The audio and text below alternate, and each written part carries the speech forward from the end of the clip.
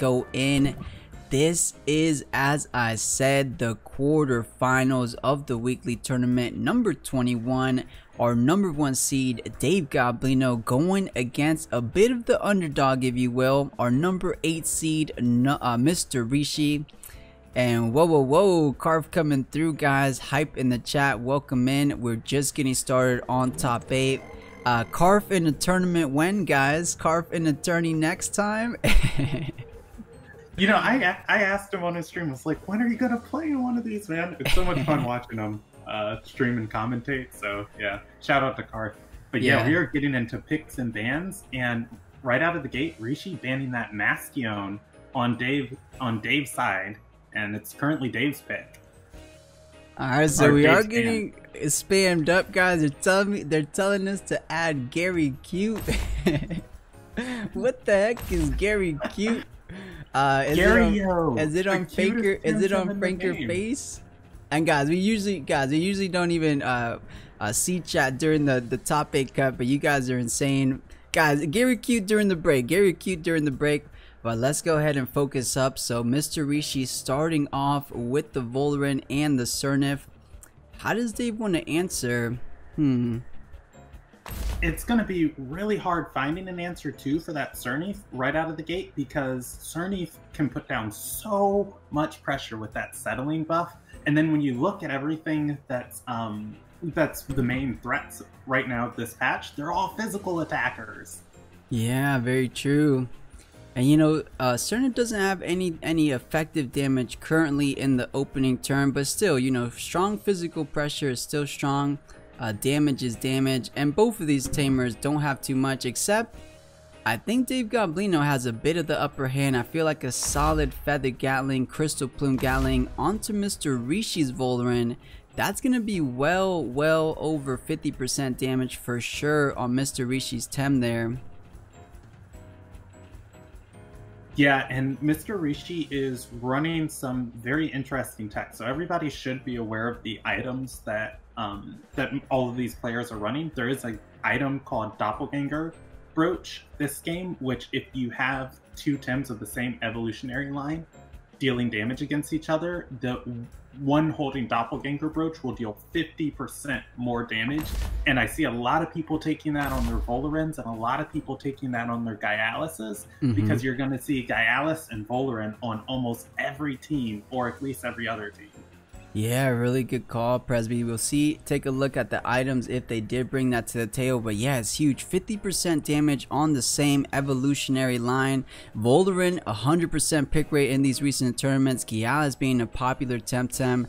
So yeah, pretty good. We'll see if anyone is rocking that today. But look at that. The Nagais does get picked up for Mr. Rishi. So trying to pressure down that size munch. Does Dave Goblino still want to pick it up? Nope, goes with the Nagais himself. All right, getting into this game 1 of the quarterfinals. Yep, you're right, Kenny. So game number 1 of the quarterfinals, our previous champion Dave Goblino going head to head against Mr. Rishi. Let's see who's going to be taking one game up in the best of 3 series.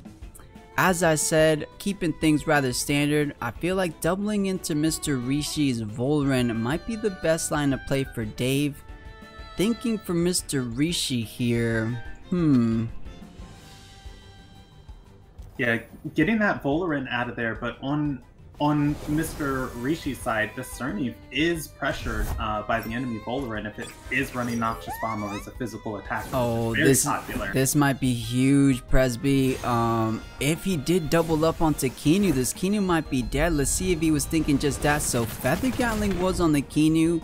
Is there a CPG coming out from the 2-vine? Yes, there is. This Kinu's out of here. Oh, not yet. Whoa, what? That's a high HP or defensive Kinu. I did not think it was gonna live the CPG there. That's insane. Mr. Rishi with the TVs. That is the Godspread Kinu. When you do these calcs, man, that Kinu buff is going to be very, very clutch. Because like we said earlier, Rishi puts a lot of his a lot of its win conditions in this tourney. Getting those settling buffs, picking it turn 1, there's 30 turns in a game, so settling can only proc so many times. And if you can have it out turn 1, that's 240% additional attack damage. Yeah, it is huge. Every percent of HP matters. Yeah, and that's one turn, Kennedy, so it's slowly but surely is going to start stacking up. 8% there, and you know, protecting the Surnif with the Kinu buff, really good idea, of course, but this is going to be taking it down in size just a bit, so 33% reduction, so a couple settling buffs to try to get it back up to pace. Yeah, and that attack down from the Toxic Plume is going to be so clutch. Crystal Plume Gatling going on to the Volphy from Tuvine. The Volphy not taking much damage at all, but that's how you handle these settling Surnifs. You get attack downs on them. You get as many as you can. You get tenderness if you have it. Definitely, it is huge. Essentially, I believe 4 turns, right? 8%, 8 times 4, 32. So essentially, knocking him at 4 turns until he catches up just back to base stage attack, right? So it is really huge. Gialis is coming out to play. The Volphy is here, so he says we gotta gun him down. Yeah, the Noxious Bomb onto the Volphy, dealing a nice bit of damage, but there goes the bush, and Rishi is set up with the Surnif on the field as it's here and ready to stay. Plague from the Volphy going back onto the Voloran, dealing a nice little bit of damage, but if he doesn't get this Voloran out of here now, it's another Toxic Plume coming down. Yeah, and that would be a 50% reduction, so Surnif might not be taking the chance there, most likely probably pulling out. Maybe for your own Voloran, so don't get any toxic damage on the Voloran. That could be a good play. But Volphy, not feeling safe whatsoever. Gialis hook kick is online. 50% Volphy, no problem. Gialis hook kick will take care of that. So Rishi potentially with a double swap. It might be a bit necessary here. Unless Dave Goblino is going to get big value from this turn. We'll see how it plays out.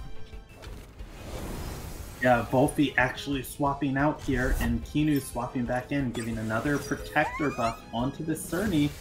Surnif's defenses are out of the world, but here comes that synergized Toxic Plume. The Kinu going down, the Surnif getting a tick of poison, but that attack stage drop is so big. Yeah, huge. So -2 attack, 50% reduction on attack. This is barely gonna hurt, a little bit over 20%. Yeah, the hook kick coming out from the Gialis onto the Surnif, not dealing much damage, but now at this point, Dave's engineered a situation where he can kind of ignore the Surnif that Rishi spent so many resources and turns building up. Yeah, and it's quite the powerhouse, except of course with the attack. In terms of defensive though, that's a +4 defense, +4 special defense with the toolkit it has, like Revitalize, like the bush. You know, the Surnif is here to stay. But even though it's staying, it doesn't mean it's going to be outputting too much damage. So Dave Goblino in a strong position so far. Yeah, Surnif with the water cutting Lily on the Voloran, not dealing much damage, but the Feather Gatling. Oh, that has to be Doppelganger, no? And yeah, that's the right there. The power of that 50%. Yeah, that was an insane Feather Gatling. So Doppelganger, as you said, Kennedy, earlier in this match, coming in huge against the opposing Voloran. So well done, Rishi, eliminating that Voloran on Dave Goblino's side. So not too bad. Yeah, and we're going to see that Nagai switch in. Now, if the Surnif gets ignored here, its settling can get it back into a position where it's dealing okay damage, but that means that for the rest of the game, Rishi has to never swap it out. Yeah, he just has to go with a couple rests, and it does, I believe, have Sweatband, right? So the stamina is going to be there for it. Yeah, Nagai is switching in. A Greedy Madness buff by Dave Goblino, seeing it as free 99. Surnif goes for the Revitalize on itself, healing it back up into the green, but Gialis with a hook kick, but that's going to deal half damage onto Rishi's Nagais. And all in all, a really nice turn for both of these players. Yeah, now the pressure is on both sides. So Cernif does have Watercolor Lily. Of course, it has to overexert to do so, but that's gonna be big. But wait, the Sea Aura is out, and I think it's on both sides. So normal priority is gonna be applying. So last is still last, first is still first. There's only one Crystal Tem on the board, so the Gialis with a strong Crystal Bite might be getting the better of Rishi's Temtem, but maybe Dave Goblino trying to protect from the Watercolor Lily does swap out for the Volphy. Oh, both swap out, so knew the pressure was on each other's respective Nagaises there. Yeah, the Volphy swapping in. Cernif on Rishi's side with the Watercutting Lily going on to Dave's Volphy, dealing a nice amount of damage, but overexerting to do so. The Crystal Bite from Gialis onto Rishi's Volphy does great damage, but it's holding in there. It's still in. Yeah, beautiful play from both players, playing super sharp, realizing that both of their Nagais were under pressure. Rishi overexerting the Cernif to try to take it down, and then the Crystal Bite eating it up from the Volphy, half damage from the Earth, so not too bad of a play there. Saving their Nagais for a little bit down the road. Sharp Stab, not enough just yet, but the Plague is definitely going to be enough, so there goes the power of the speed. Volphy being faster than Rishi's Volphy. Yeah, that speed going in Dave's favor there, and I wonder if it was a speed tie or if it was Dave's Volphy just outspeeding. No, Mr. Rico has the speed arrow, so yeah, Dave has some TV investment for that Volphy. And yeah, I've been hearing word around trying to play or trying to tech your Tems for max speed Volphy. Max speed Volphy still not even that fast. I believe the max is like 155 speed at that when you max TV it. It doesn't seem that right. I don't know. Max speed seems a little bit overload, but speed is key sometimes. So Dave might not have the max speed, but still definitely some speed TVs invested. Outspeeding Rishi's Tem. So out comes the Voloran. The Cernif is still here, so going into 10 rounds, so potentially 80% increase. So I think he's back in the positive, right? So 50% reduction, 8 solid turns from turn 1, 64%. So I do think he's back in the positive in terms of attack damage. All right, Hyperkinetic Strike from Rishi's Voloran going on to the Volphy. The Volphy's going to live that. It's got great special defense. The Volphy using Bush, getting itself a little bit of HP back. That evasion's not going to matter much this turn, except it comes through for Cernif's Watercutting Lily, and that's a huge amount of stamina gone. And Crystal Bite from the Gialis, knocking out Voloran. Yeah, the aerobic Voloran does get drop dead from the Crystal Bite, but that means Crystal Bite, the heavy hitting crystal attack from Gialis, is not online. So Rishi's saying I'll bring it. Oh, actually no, it's the last 2 Temtems remaining. So Dave looking in a dominant position. He still has Sharp Stab for the Nagais here, so it's still effective damage. Oh, and he still has Plague too, so Plague and Sharp Stab, is that enough to take down Rishi's Nagais? Well, we can't depend on Plague here because Rishi is running Deceitful. So Psy Surge is online for that one turn it swapped in, which it can. I think the damage from a Nagai is Psy Surge can kill that Volphy at this percentage. I see. So yeah, I was mentioning 2-3 prowls, but my, the Nagai's Fury gonna be hitting down. Oh, Team Elusive, of course. Wow, Team Elusive showing so much value here. It was gonna go down to Nagai's Fury. Yeah, that Nagai's Fury not touching the Volphy, but the Gialis knocking out Nagai's with a Sharp Stabs. Yeah, that was a huge play. Yeah, that's a big loss right there for Rishi. Yeah, so now just raid boss Cernif been out since the very first turn versus the remaining of Dave's team, and with a full HP 2 Vine and everything else, he still has the Nagais, which did get the Madness buff off. So yeah, things are looking a bit grim for Mr. Rishi here. Yeah, I'm wondering I'm wondering how much of that was a misplay by Rishi, or if he was expecting the Volphy to swap right there, knowing that the Volphy would likely be targeted and outsped from the Deceit Aura. Yeah, you could be right. I mean, Team Elusive is a new trait, right? It just got dropped last week with the new Kisiwa patch, so maybe forgetting that Nagai's Fury wasn't going to connect on the Volphy there. I know it definitely catches some people off guard, but these are high level players. But yeah, Kennedy, perhaps it did catch him off guard a little bit. So Gialis running out of stamina will bring in the Nagais. If this is directed into Nagais, Nagais might be going down, but nope, Volphy goes down. Yeah, Volphy dropping from that water-cutting Lily, and every turn this Cernif's damage is just gonna keep going up.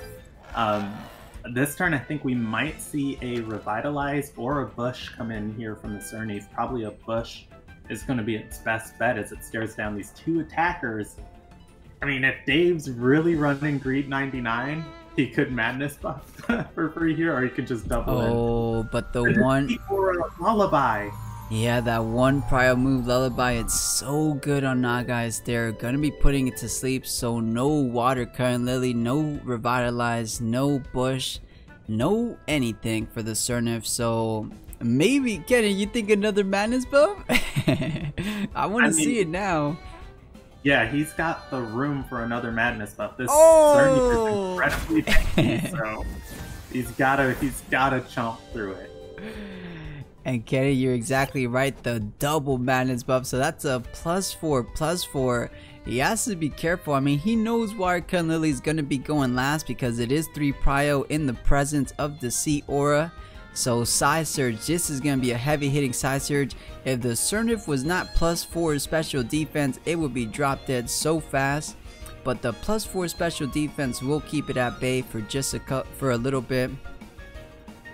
See, a lot of people praise settling Cernif because you get that constant pressure of your increasing attack power. But one of the benefits of running Velocity Cernif is it frees up a move slot. So in situations like this, you could run Frond Whip and Water Cutting Lily, and Frond Whip on the low priority, Water Cutting Lily on the high priority, and you wouldn't have to worry about your defenses. Very true. I think there's huge benefits to both, where I don't think that settling is just like the be-all, end-all of Cernif builds.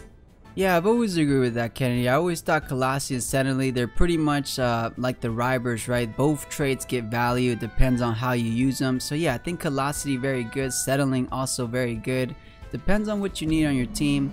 But let's see the Side Surge. How much is it going to do? So around 60%. All the way down to about 20. So solid, almost 40%. Yeah, and look at Cernif be tickled by that damage, going for the Watercolor Lilies rather than the Revitalize and taking out the Nagais. Yeah, he did go for the offensive move there instead of Revitalize. It did, you know, Madness buff is just special defense, so Watercolor Lily being that physical pressure is gonna be cutting through the Nagais. Revitalize, oh, Bush 3 prio does go first. Is that enough to hold it down from the CPG or the Feather Gatling? We'll see. Crystal Plume Gatlings from the 2-line is going to be just enough to knock out the Cernif in game 1. Yeah, game 1 going the way. Those 2 toxic plumes that were like projected onto him, I think that's really where he got thrown down in the game. And it's okay to lose 2 or 3 turns of settling and stack it up late game, because settling comes in on, you know, when there's 2 or 3 Tims left.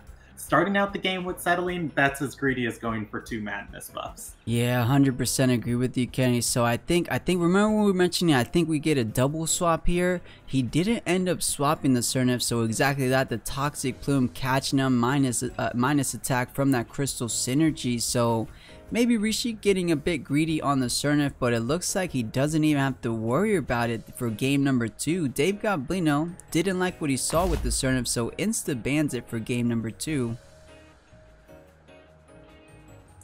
And PresBKennedy, what meta are we in? wait, or did we get a Kisiwa patch? Kinu Giala's coming out to play for the opening turn for Dave Goblino. What meta are we in? I think they're releasing Cypark next week. I think that was the tweet I saw. I think we're going to be exploring Tukma. Yeah, guys, I think we are for sure. The Kinu Giala is coming out to play. We'll see how much work it does. Obviously, Giala is seeing more play to try to take care of these Wolfies that have been incredible lately in the meta. So yeah, you get started with a double gash followed by a hook kick. That's almost enough to 1-2 shot the Wolfie there. So we'll see if that's the game plan coming out from Dave. Yeah, and Kinu Gialis is just proving time and time again to be one of the best opening starts. It's super duper safe. It's not very high tempo, but it gets you on a leg so you can set up the rest of your team. One of Gialis's biggest counters, a lot of people are surprised by, is Ukama, because it's just one of the Tems that first turn can put out so much damage and push it off by turn 2. But there's no Ukamas being ran right now on team, so Gialis kind of has free reign of turn 1. Yeah, that's why we're seeing so much umbrellas on Gialis, but we'll see here in game number 2 over our quarterfinals. So the Kinu buff, of course, going off, and you know, Kennedy, Kinu, usually you want to swap it out for his turn, but this is a mental Temtem facing off against a neutral Temtem, so I wouldn't be surprised if we get a solid beta burst perhaps. And Rishi may be reading that, swapping it in, trying to protect the Mo flank a bit. Yeah, that Mo flank's still going to take the beta burst from Dave Goblino, and Gialis with the double gash onto Rishi's Kinu, dealing next to no damage, and base jump coming out from Rishi's Mo flank, dealing just over 25% damage on a +1/+1 Gialis. Yeah, so that Kinu beta burst, definitely special attack invested, doing a good amount to Mo flank, despite that special 1 defense, of course. So, yeah, right here, I feel like Rishi's got himself into a good spot. Kinu can't kill this Mo flank with another beta burst without help from the Gialis. And if both of those Tems have to double up into the Mo flank, a revitalize from Rishi's, Kinu could potentially do some, turn the tide of like this opening tempo, and all Rishi needs to do is get something into execution range. So reading that, Dave's going to switch out that Gialis from that tempo change. Kinu swapping out, good read by Rishi with Mix coming in on Rishi's side, and Nagai's on Dave Goblino's. Beta burst from Dave Goblino's Kinu onto Mo flank's not going to be enough to take it down, and the Mo flank with the second base jump onto Nagai's. Yeah, so even though we knew Mo flank wasn't going to be doing, you know, life-threatening damage on Gialis, might as well eat it up with half effective from the Nagai, so good read for Dave. And yeah, no revitalize on the Mo flank, just going to be swapping in the mix. And maybe perhaps a solid read for Mr. Rishi, so maybe anticipating a Gialis swap out brings in the crystal mix. These crystal spikes are going to be hurting both of the Temtems currently on the board for Dave Goblino. So no free madness buff here, definitely not. At 1 madness buff and a crystal spike, you're out of here now, guys. So he has to be careful. Exactly what Dave is thinking. So back out the Gialis comes. Yeah, here comes Gialis for Dave. Mo flank swapping out for Rishi, and Kinu coming in to take its place. The protector buff's gonna go off on Mix. Mix gets +1/+1 defense, and Kinu on Dave's side of the field swapping out too, taking no chances with these crystal spikes. Volfi coming out to take its place, and where's the crystal spikes going? Onto the Gialis, and that's gonna deal a nice little bit of damage, bringing the Gialis down to 50%.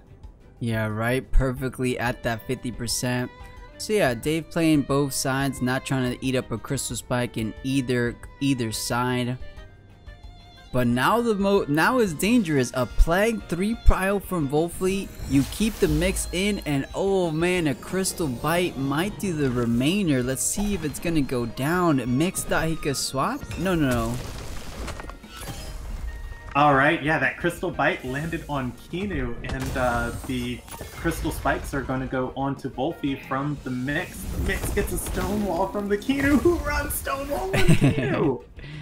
Yeah, so Mr. Rishi doing a little different things on the Kinu. I have seen that though, Kenny. The stonewall coming more and more into play recently. I think it's because there have been so much physical damage, either the Mo flanks, the scales.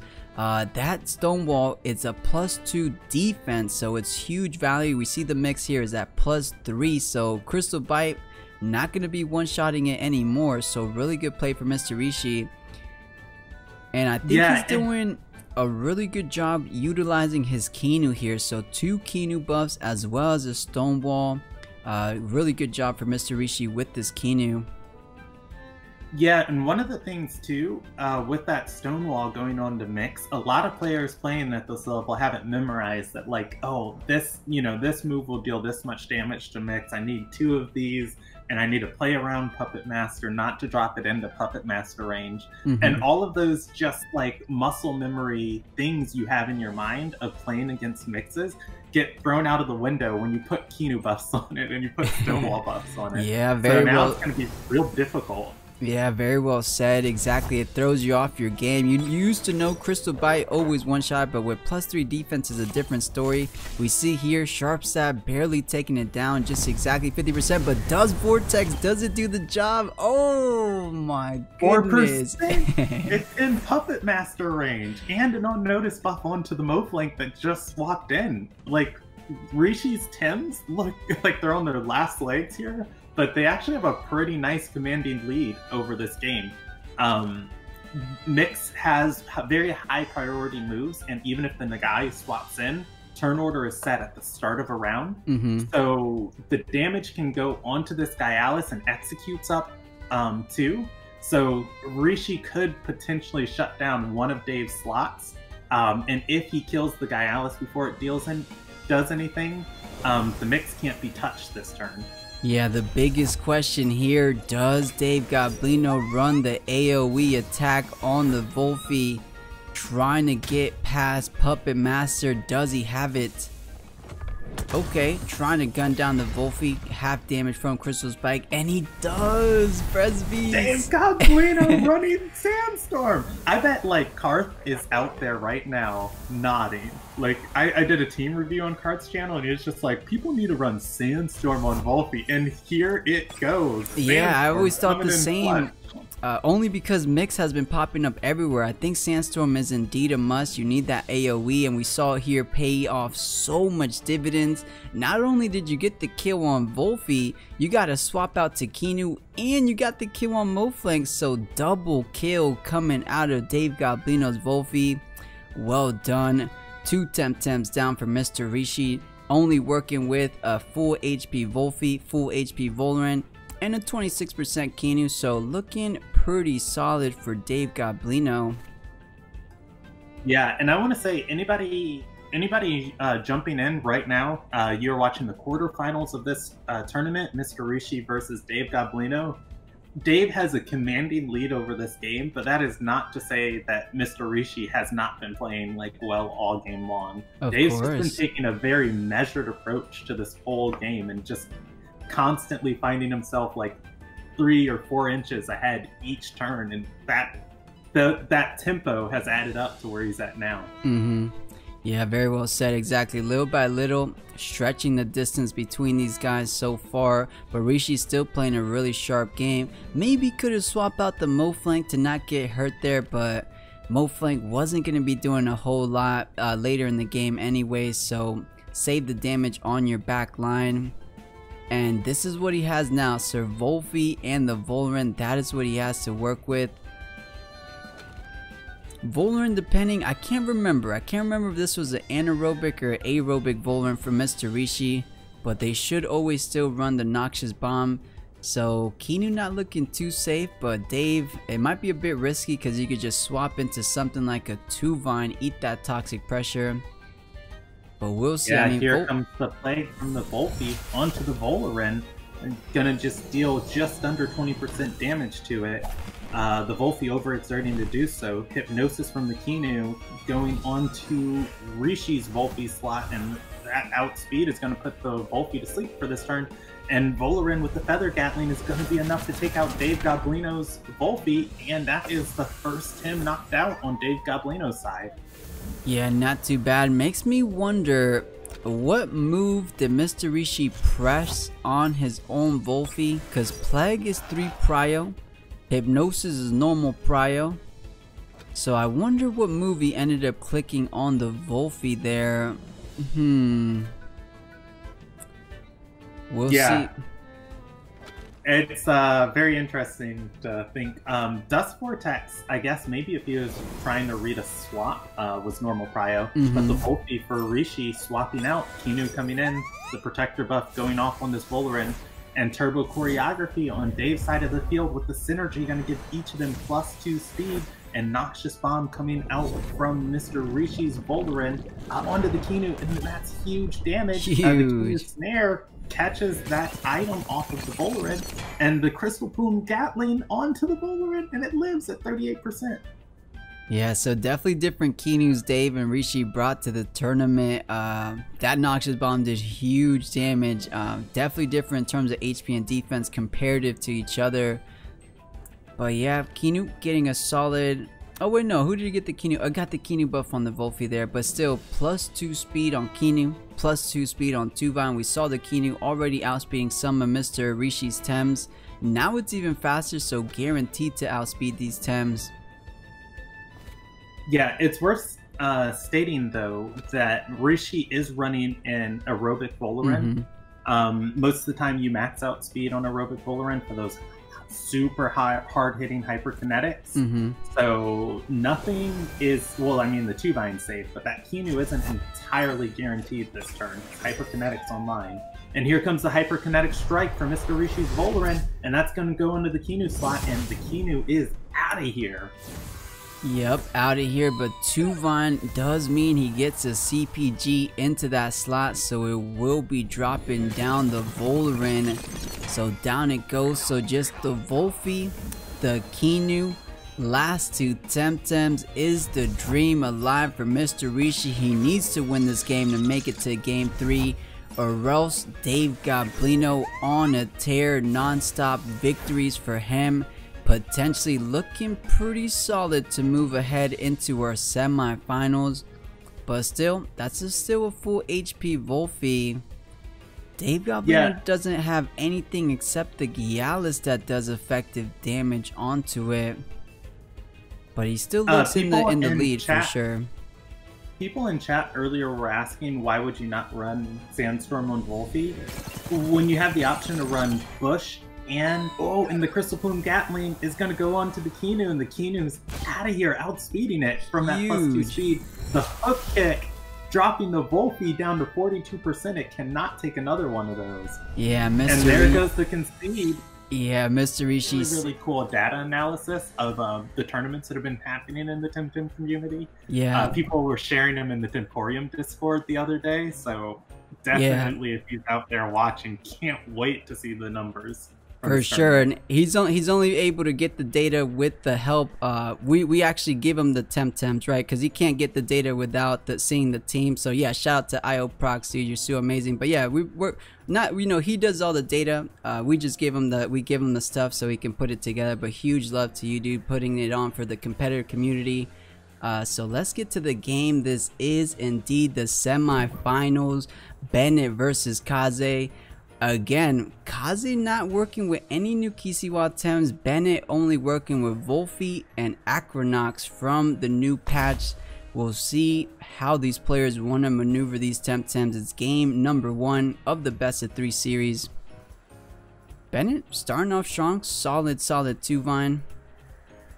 Yeah, Tuvine's such a monster right now as this meta is still evolving, just coming out of the gate with just tempo. And unlike Cerny, you can't tenderness a Tuvine, you can't toxic plume a Tuvine. Its attack is what its attack is. Yeah, and you can't do be picking up Gyalis. any negative status effects.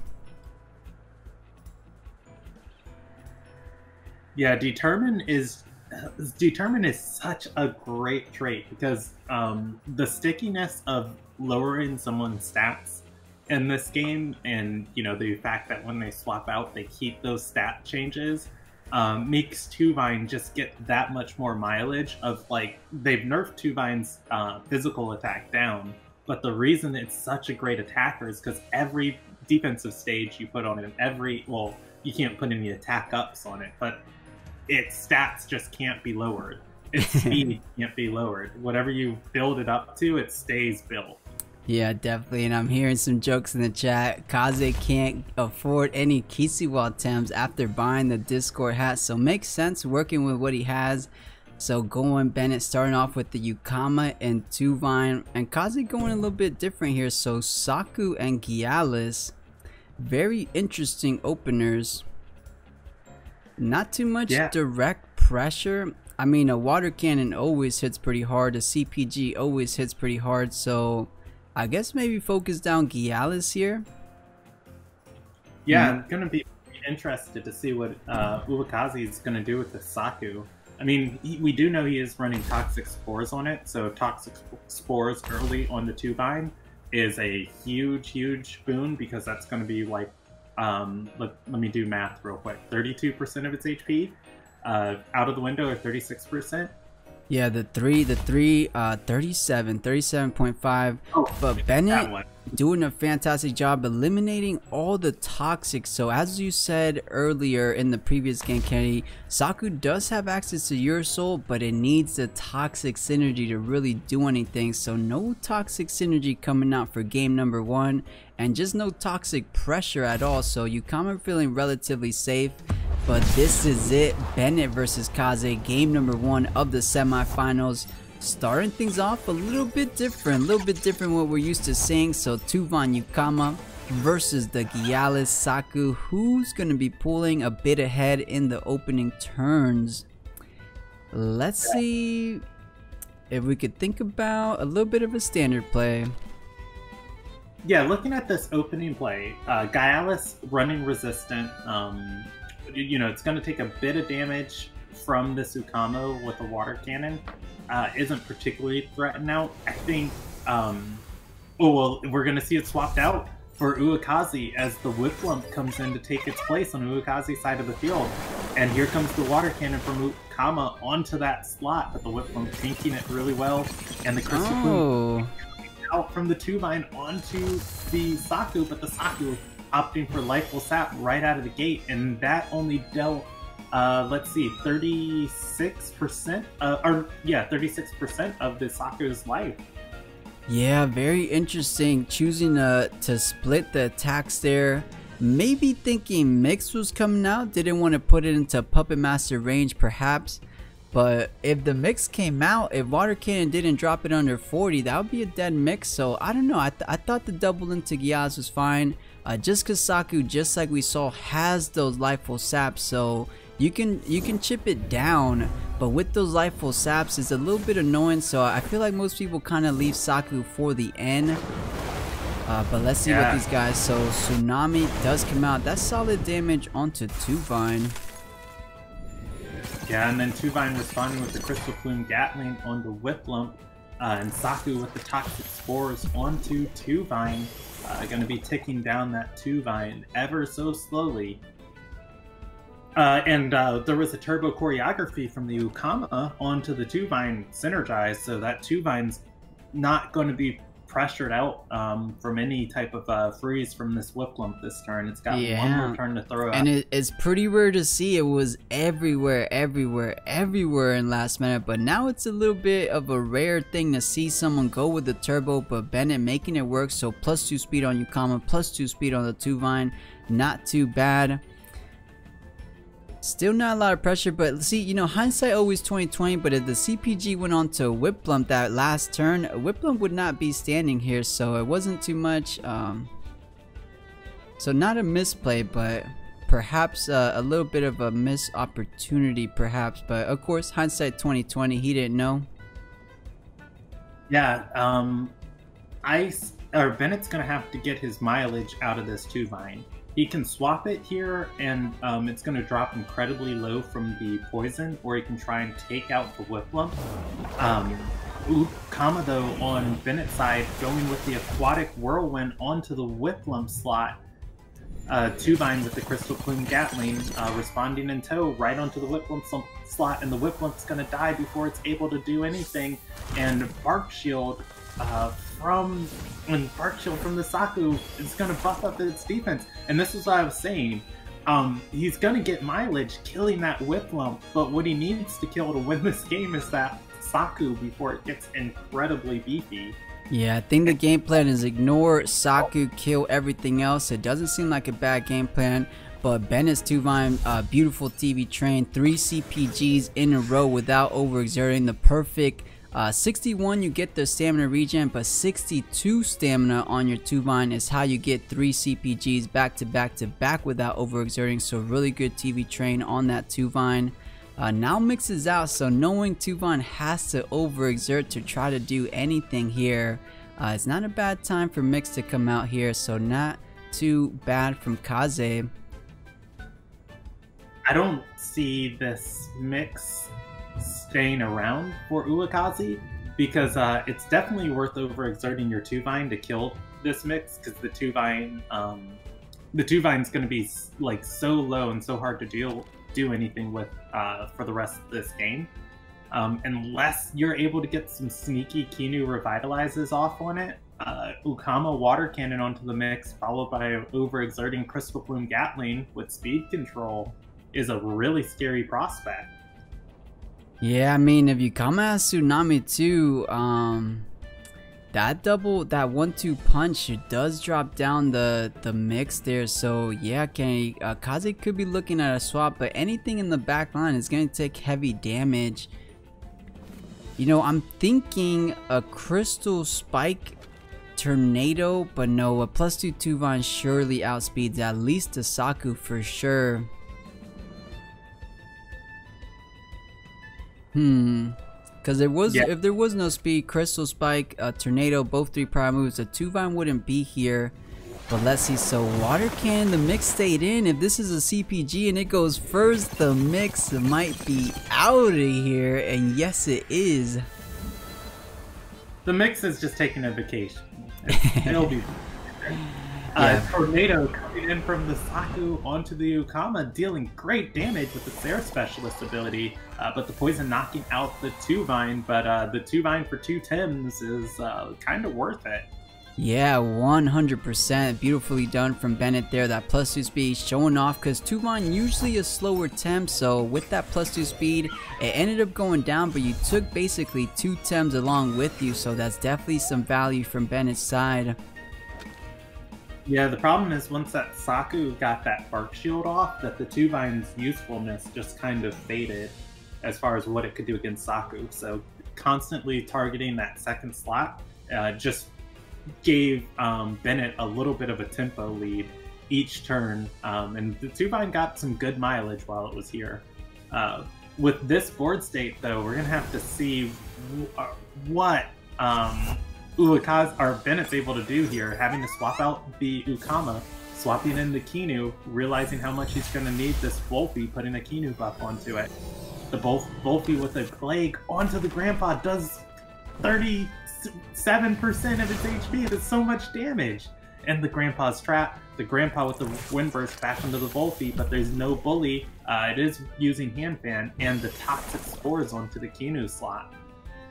Yeah, so I think exactly Ben is doing exactly what we mentioned early on, just ignoring the Saku, saving it for the end, knowing Saku there's no way he's gonna 1v4 the entirety of Bennett's team. So you gun down the Grandpa, you take care of the Gyalis, something with the Dust Vortex. You gotta be careful, Wolfie can't go down because you need him for that Gyalis. And speaking of the Devil, Gyalis hits the board. So Plague one more time, so another one does get the job done, so one more Plague is all it takes. Yeah, and the grandpa with the hypnosis onto the Volphy, knowing that the Volphy couldn't kill it this turn. But the Kinu putting a stone wall on the Volphy means that this Gyalis isn't going to be able to take down its arch enemy, its rival, its nemesis. Yeah, usually the double gash hook kick does so much, but with a 3, that's 150% increase in defense power from Volphy. So yeah, the hook kick not going to be doing so much, perhaps just 25 to 30% damage instead of the huge like 70-80% damage usually does.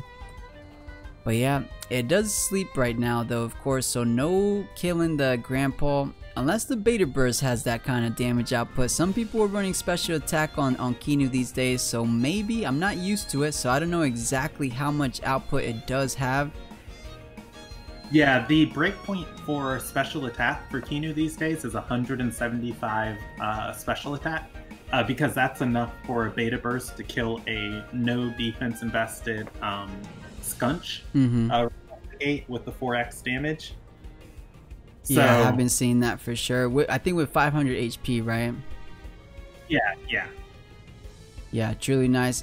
But maybe wants to save the Kinu because Gyalis is also here. If it doesn't want to go for the Volphy, it could just go with a good old crystal bite onto Kinu there. So a couple plays. Wake up Kinu. Oh no, it's not wake up. Hyperkinetic strike coming in from the grandpa onto the Kinu. The Kinu tanking that really well, but the crystal or the sharp stabs is going to be enough to take it out with the access to War Drum.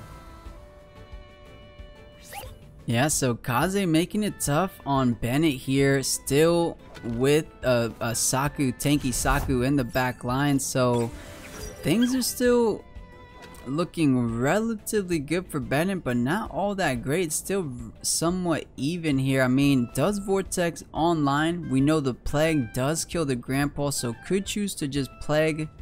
But no, I feel like a better play. You does Vortex to Gyalis, and then you can just water cannon the grandpa.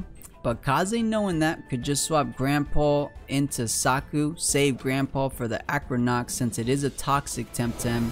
But no, switching the Gyalis, so eating the Dust Vortex perhaps with the Saku here. Let's see if Bennett read this. Here comes the Tsunami from Ukama, gonna hit both Tims, and that's gonna be enough to take the grandpa out. The Ukama outspeeding with its +2 stages of speed, and here comes the Dust Vortex from Volphy. Only going to deal a little bit of Saku's HP, and Saku's going to be able to Life Sap that up later. Yeah, beautiful play from Kaze. Baited out the Dust Vortex, so Dust Vortex not online currently, but still Aquatic Whirlwind, Water Cannon still do a good deal of damage onto Gyalis. There's no Kinu buffs, there's no stages of defense or special defense, so it's going to be hitting quite hard. Let's see how much Aquatic Whirlwind's going to do. 100% down to...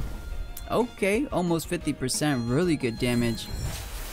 Yeah, and here comes the Plague from Volphy onto that Gyalis. Gyalis resistant, ignoring the overexertion, and the Crystal Bite taking out Ukama, bringing this down to 2 Tims versus 2 Tims. Tornado from Saku onto Volphy, and the Volphy tanks that really well thanks to the Kinu help. And here comes the Acronox. Yeah, so we saw how much Plague did. The only 3 prior move Kaze has is Sharp Stab. That's half effective to Volphy. So Plague, if he wants to overexert, does confirm the kill on Gyalis. So then it's these final 2 Temtems versus that Saku there. But Saku, if he's somehow able to get rid of the Volphy, he would have a good matchup against Acronox, but I don't think that's going to be possible. We're gonna see though. Take out the Gyalis, hurting itself overexertion, and here comes the Sting onto the Whiplump. The Whiplump trapped from the cobwebs, and the Whiplump resting. Or that was handcuffs on the Acronox. Oh, and the Venom Sting. Oh, huge damage. Yeah, huge damage, huge damage. The Life Sap trying to bring that back up a bit. But no handcuffs on Acronox. I think it's his trait. Cobweb traps him. If you attack while it's poison, you trap him in there. So similar to it, but the same idea. So Bush does come out. Volphy keeping him safe for this turn. Yeah, that special defense going up. And here comes the cobwebs again. Oh, and actually took off the Life's salve, so that poison tick will be all she wrote. Saku goes down, so there we go, just like because I hate playing against Tinky Sakus on ladder. and of course, Ken, you're an Enigma too, so you gotta represent. You gotta support your club mates here. Definitely. But yeah, I mean, I'm not. Never mind. What? I'm loving the Ukama Acronox. I've always mentioned I feel like that toxic synergy there is always something that can be worked into the meta. And Bennett making it work all the way, finding himself in the semifinals. We'll see, he's one game away from finding himself in the finals. Is uwukaze gonna be stopping him in his place here? He could win 2 games to move himself forward into it, or Bennett could say, no, this finals will be mine. I think Bennett's been in the finals before, but I think he's always come a little bit short. So maybe today's his day. Is this a Bennett championship win for him? We're gonna see. Time will tell. We got to get through the game number 2 of the semifinals. So Kaze banning the Voldrin, and both birds getting banned off the bat. No Voldrin picks this game. That's interesting. And uwukaze actually opting to go with the Nidrasil out of the gate. Likely going to be trying to force the hand of Ice Red to, or of Bennett to pick that 2 Vine. Yeah, that is his direct answer to the Nidrasil, so I could definitely see that. He's kind of eyeing Acronox there. What does he have up his sleeve, or what does he have in his mind? I think 2 Vine is definitely a good one, but that leaves the Capfire. But you know, you pick the Capfire, Bennett picks the Ukama, and we're in the exact same opener as before. But keeping it safe there. So 2 Vine Mashuk. I like this by Bennett picking up the Mashuk. Mashuk is a Tem that takes buku damage from wind type, but is so defensive. Most of the time you can afford to just pour special defense into Mashuk and play it into a lot of the things that counter it really well. Still opting to go with the Kapire. Yeah, I wonder if this is a turn, if this is an opening to try to get up that heat up, or he just wants to go, you know, pedal to the metal, go with the good old Embers onto 2 Vine just for some good damage. You know, Embers, Toxic Ink, that's going to be heavy damage just from those poison ticks. Yeah, a lot on uwukaze's mind right here. The Acronox denies the turn 1 Erushiol, but the Kinu denies the ability to just make win conditions out of like the Volphy and Ukama. But deciding ultimately to go with the Gaialis ban. Yeah, Gaialis ban, so keeping, I guess his mix safe, and it just, you know, crystal damage is pretty strong against everything on Kaze's team. So solid ban. And you know, Bennett has set up to be quite a strong opening. I feel like a perfect jab Feather Gatling onto the Nidrasil. That's going to be pretty big. We'll see how much damage is going to be, but I feel like perfect jab into Feather onto either Tem. This might be an opener to keep an eye on. Yeah, Mashuk 2 Vine, a just great option all the way around.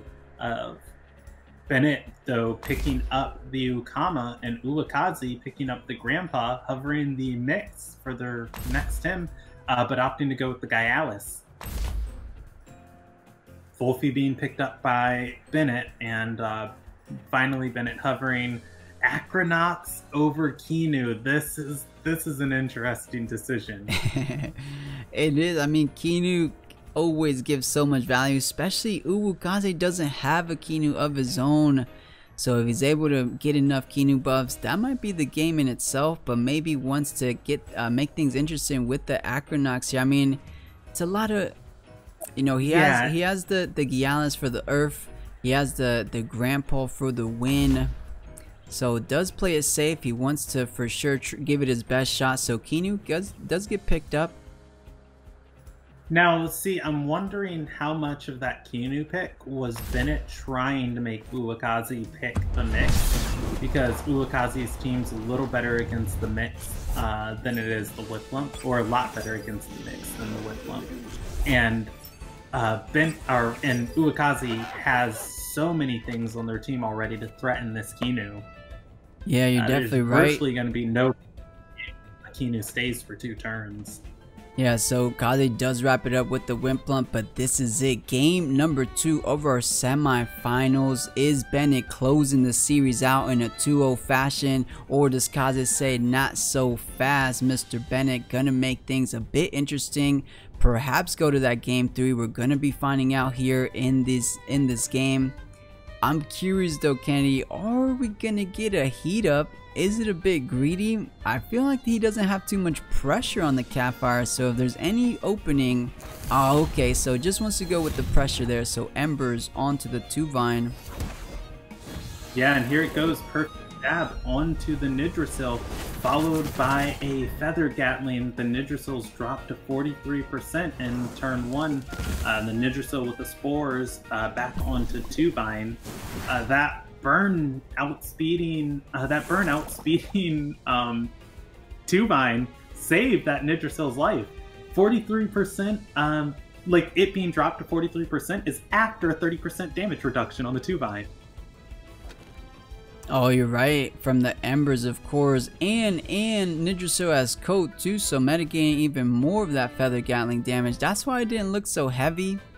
It could be defense invested, but no, I think it's a combination of what you said, the Embers and the coat not doing as much as you would expect. But still, I believe a good old 1-2 shot away from going down. So Nidrasil not feeling too safe, but if 2-Vine stays in, this Catfire will also be cleaning up, so it'll be an even trade. But Catfire went first, so 2-Vine not going to be able to take out the Nidrasil, so it's actually Bennett feeling the pressure here. Most likely going to be swapping out the 2-Vine. Who does he have in mind? Yeah, there's a big opportunity for a swap here. Turbo Choreography is online for this Mashuk. And playing a gambly play with keeping the 2-Vine in and Turbo Choreography in it could potentially land it another turn. uwukaze swapping out the Nidrasil and Whiplump swapping in to take its place. And Embers going on the gamble, but uwukaze read it and goes with the safe play, and the 2-Vine is dead. The Mashuk actually not going for Turbo and perfect jabbing the Whiplump is gonna just lower its defense a little bit. Finally, Volfi swapping in for Bennett here. Yeah, I'm a little confused about that play. We saw Embers. Catfire was the first Temtem to move, so he knew Catfire outspeeded the 2-Vine, maybe thinking Catfire was gonna switch out, but Catfire had no pressure on the board. A little bit of a blunder there for Bennett, but of course it's still just turn 3. There's plenty games still remaining. But he kind of gave up the 2-Y a little nilly-willy. Yeah, here comes the Kinu swapping in, putting that protector buff onto Volfi. And the Flaming Meteoroid dropping down onto the Volfi slot, but the Volfi's going to tank that really well thanks to its Earth typing and that Kinu buff. Volfi with Plague onto Whiplump drops it down to 30%. The Whiplump living, being exhausted and trapped. But the Whiplump with the Tornado onto Volfi. Volfi's got good special defense and is dropped down to 23% from all of this. Yeah, not too shabby. The Volfi does have the kill potential on the trap Whiplump, so maybe he wants to go with a solid Plague in that spot. But if he goes with the Plague, the Catfire has been killing Bennett's Thames left and right. Is an Embers enough to take it down? I believe it's just neutral damage. With the Embers, that's 6.25%. It's going to be close because of that Kinu buff, so we'll just have to see. But the Plague is certain for the Whiplump to die. Oh, Extinction actually going first, so maybe Plague wasn't triggered here. Yeah, the Capire opting to go with Extinction, putting a ticker on its own life and the Kinu, but the Team Elusive saving the Volfi. The Revitalize going down onto the Volfi. Now, so here, I was thinking this turn was a free 99 heat up for uwukaze, but uwukaze just has plans of his own. Yeah, and the craziest thing, this has to be a max speed Catfire, because Wolfie, that was a 3 prio plague. Extinction just being normal prio, outspeeding the Wolfie there. So that's some impressive stats coming out the Catfire, but maybe slipping up a bit, forgetting, as you said, Kennedy, the Team Elusive keeping the Wolfie safe from the doom. So kind of just ended up dooming himself in the process. Yeah, Nidrasil does have access to hallucination. It also has access to hypnosis. You don't want to have to spores and hypnosis your own Tim to get rid of the doom status, because you're throwing away 2 turns. So I'm wondering if uwukaze has plans to get this doom off, or if he's just going to go like ham with this Kapire and leave it out here. The other thing I want to say too on some of these plays that look like really bad plays, you get into some situations at this level of play where there's an obvious thing you have to do, and sometimes the thing to do is to, you know, expect that this is going to happen and play around that expectation. And so that's where a lot of these weird plays kind of come from. The Dust Vortex going onto the Grandpa, and then the Nidrasil with the Toxic Ink onto the Volpe, and Kinu responding with the Stonewall onto the Volpe, making this Volpe incredibly tanky. Yeah, I'm wondering if this Kinu's running Sacrifice too for Bennett. Could be an option to deal with the last turn of this Doom. The other really interesting thing is that now that this Kinu is doomed, this is normally a Tim that comes out to the field and only has like a turn or 2 on the field before it's completely dealt with. You don't want to pour extra damage or turns onto a doomed Temtem, because you're essentially wasting stamina. So now this kind of has just the freedom to move around, revitalize, the hypnosis, to sit out on the field without ever having to worry about the Nidrasil Toxic inking it down. Hyperkinetic Strike going onto the Volpe, and that is going to be enough to take the Volpe out. Kinu with the Beta Burst onto Nidrasil, and the Nidrasil not having any big special defense Kinu buffs is going to take that, and there goes the Toxic Ink this time, forced onto the Kinu. But the Kinu has only got 1 more turn of life left. Yeah, things are looking pretty good for Kaze. He has Bennett just with the Yukama Mashuk Kinu. Kaze still with a healthy Gyalis, the Grandpa, the Catfire being doomed this very next turn, so maybe he's just gonna die in the back line here. You were a true trooper, Kapire. You always work you did. Even though you didn't die on the battlefield, you'll have a place in our hearts. Definitely. So Grandpa being the fastest Tem on the board, sleeping the Yukama, so not gonna get a water can to the face, but returning the favor. So sleep in the Nidrasil, not trying to get a Toxic Ink to Yukama's face, so well done. But Kinu, it is time to go to sleep, same as the Catfire in the back line. So we see both the Kinu and the Catfire that were both doomed are going to be heading back to the temp card there. So Mashuk, Yukama, final 2 temtems for Bennett, with the Grandpa still here, with the Gya still here. Kaze's looking in a pretty dominant position. Grandpa currently checks the Mashuk. Hyperkinetic Strike is online again. Of course, it's base stages of speed, so not going to be the crazy heavy hitter. But I think most people aren't running max HP, max special defense like they were in the old meta. So this Mashuk might be a bit more squishy than we're used to seeing. We gotta see how much the Hyperkinetic Strike is gonna be doing this turn. Yeah, that Hyperkinetic Strike can really break some of these Mashuks. Oftentimes, if they're running Coat and they have a little bit of defensive investment, they can live, you know, a Tornado or a Hyperkinetic Strike. But yeah, this final state of the battlefield is not what you want to see if you were on Bennett's side of the field. You know, Ama having to face down the available Tims. But we're actually going to see Gyalis swap out here for uwukaze. And here comes the Wind Burst onto the Mashuk. The Mashuk with the Coat, but the Bully active just chipping in that extra damage. Mashuk with an uppercut. onto the Gyalis, and the Gyalis tanking that ultimately pretty well.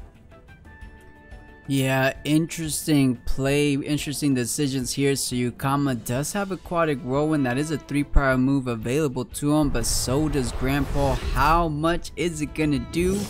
Oh, not enough, a little under 20%. Yeah, overexerting to do it, and here comes the toxic synergy from the water cannon onto the Gyalis, the Gyalis with the crystal bite onto the Mashuk. The Mashuk's parrier not going to be enough to tank that War Drum crystal bite, and there's the Gyalis living. Yeah, living. No more ticks of poison thanks to the resistant.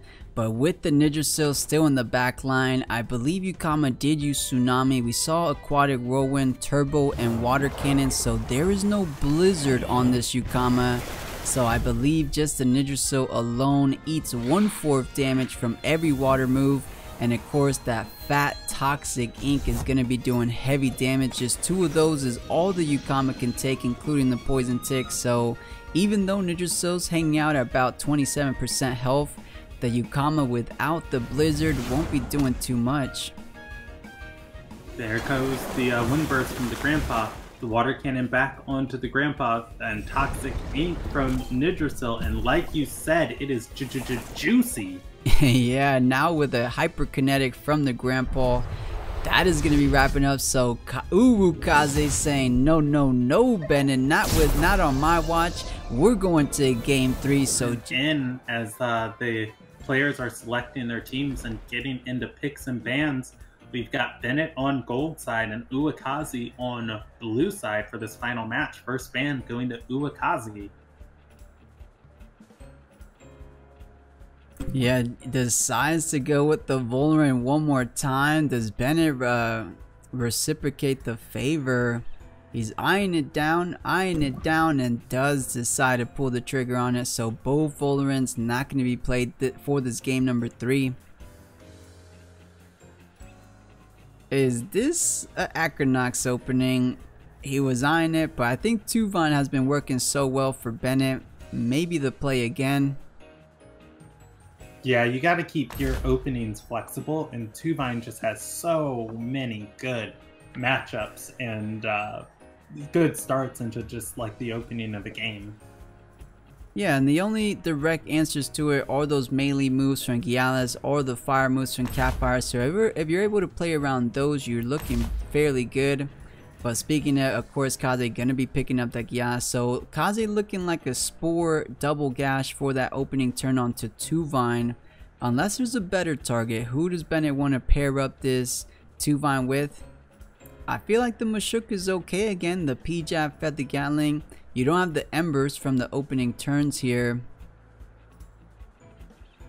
Yeah, that Embers was such a turning point last turn, or last game for uwukaze, with the Kapire being able to put that extra or rather the ability to negate the extra damage from the perfect jab onto the Tuvine.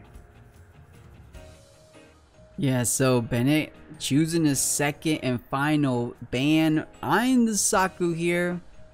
But Saku wasn't, I feel like, his biggest problem. It was kind of problematic. It ate a lot of the attacks, so it ate up that does Vortex, it eats up those water cannons.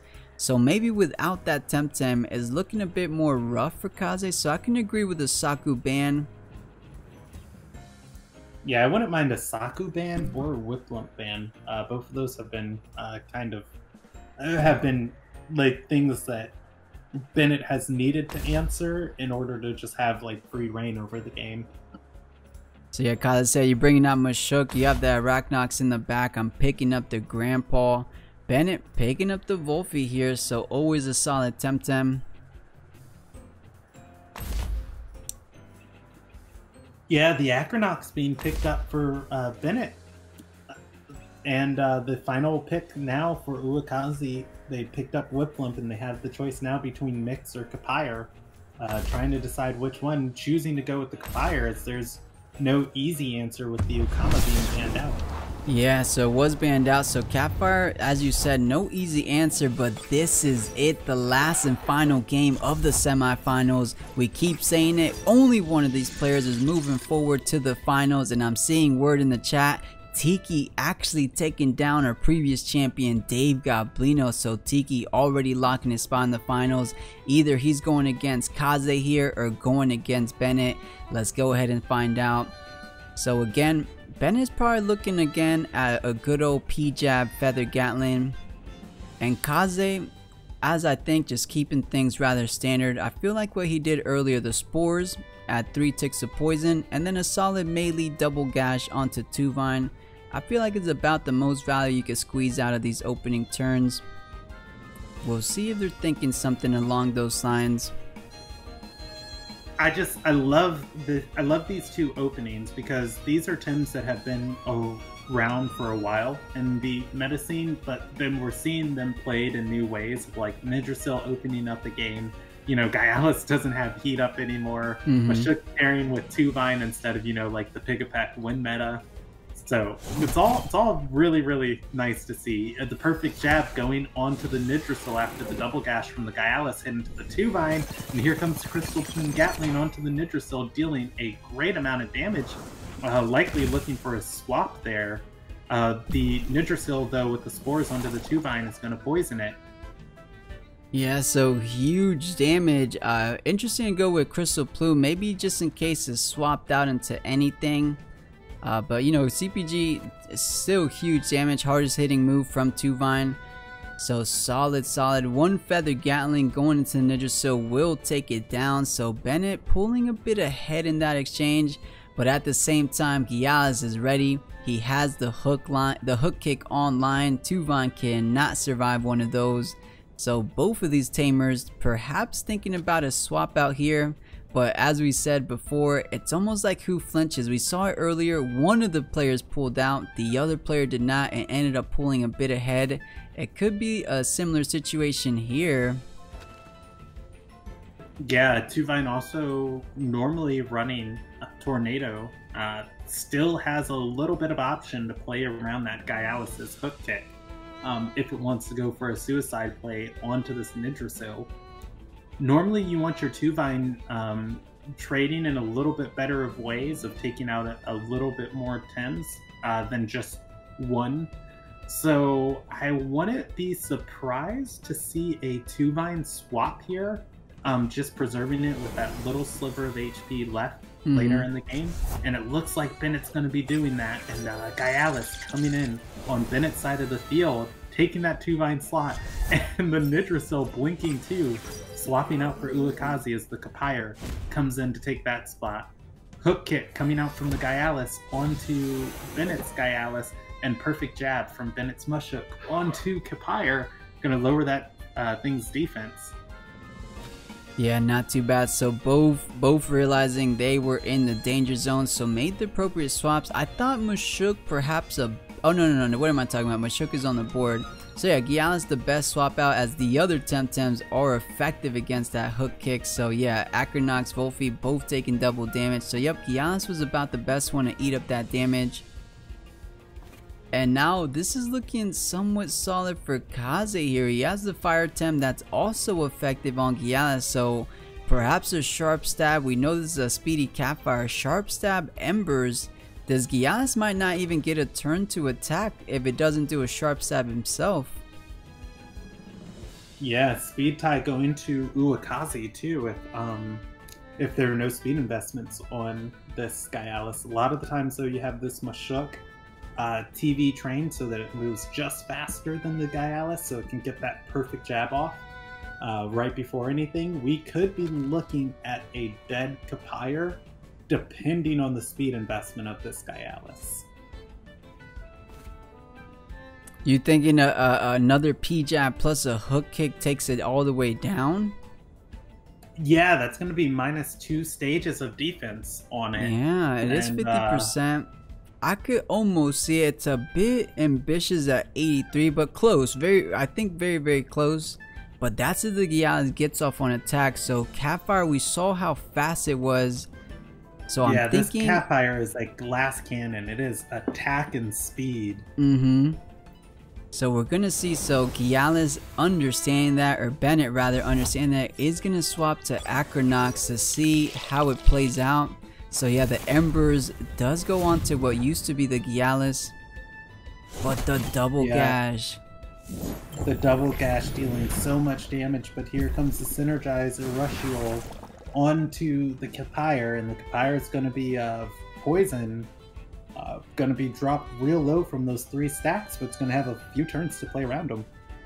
Yeah, a few turns, but now Kaze's double hook kick is available, and every single Temtem in that slot takes big damage. Tuvine goes down, Wolfie takes huge damage, Acronox goes down, and if a Gialis comes back, that's going to be a in the red zone Gialis. So a bit tough situation. Kaze's putting Bennett in here.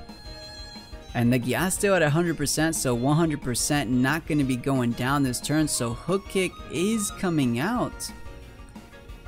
You know, as it stands with the back line right now, this hook kick might be a little bit too much for Bennett. We're going to see though.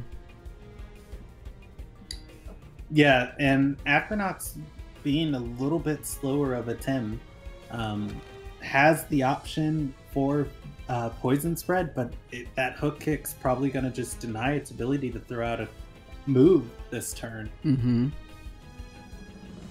And yeah, uwukaze loses nothing by doubling into that slot.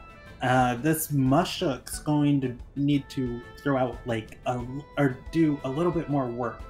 I really like dropping turbo choreography on Mushuk and instead picking up tenderness, because in situations like this where you don't have anything to threaten out that Gialis, you can essentially make it useless. And then same thing with like anaerobic Volerens, and then like we saw with Cerny. But instead we're going to see the Mushuk swap out on Bennett's side of the field, and Wolfie come in, and we see Nidrasil come in for uwukaze, and Nidrasil taking the sting, and the hook kick coming out from the Gialis, and that's going to drop the Acronox.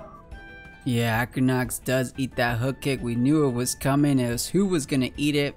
So it does decide to eat it with the Acronox. Not too bad. So it is not online anymore. So Wolfie relatively safe. Double gash does a solid 20-30% on the Wolfie usually. But this -1 defense Nidrasil, I do think Gialis went out without using a sharp stab, so maybe a simple 3 prio sharp stab gets the job done on the Nidrasil. We'll see if Kaze recognizes that. Yeah, Bennett has put himself in a pretty good position to respond to the death of his Temtem. That sharp stabs with the ability to pick up the Nidrasil, and then also the ability to throw down huge damage with Dust Vortex onto the Gialis. We're going to see uwukaze swap out both Tems, swapping out the Gialis for Grandpa and swapping in the Nidrasil for Capire. The sharp stabs going on Capire, and that is going to hurt with that -1 defense, and then the Plague going on to Grandpa is going to save that Dust Vortex in case the Gialis comes back in here. Ooh. As the Capire dies to poison. Yeah, huge. So that -1 defense, even though it was half effective from that crystal technique, still getting the job done from that -1 defense. So that's where the Mushuk -1 coming into play. The poison as well. So well done for Bennett, swinging things a bit back in his favor. But still, things are close. Let's try to get the full picture here. So, Mushuk, danger zone to the Grandpa, the Whip Blunt. Sharp Rain Tsunami, still pretty good against Wolfie. But Wolfie also good against both of these Tems. A little bit more so for Whip Blunt. And then the Gialis is the tricky one. Going to outspeed the Wolfie using Dust Vortex.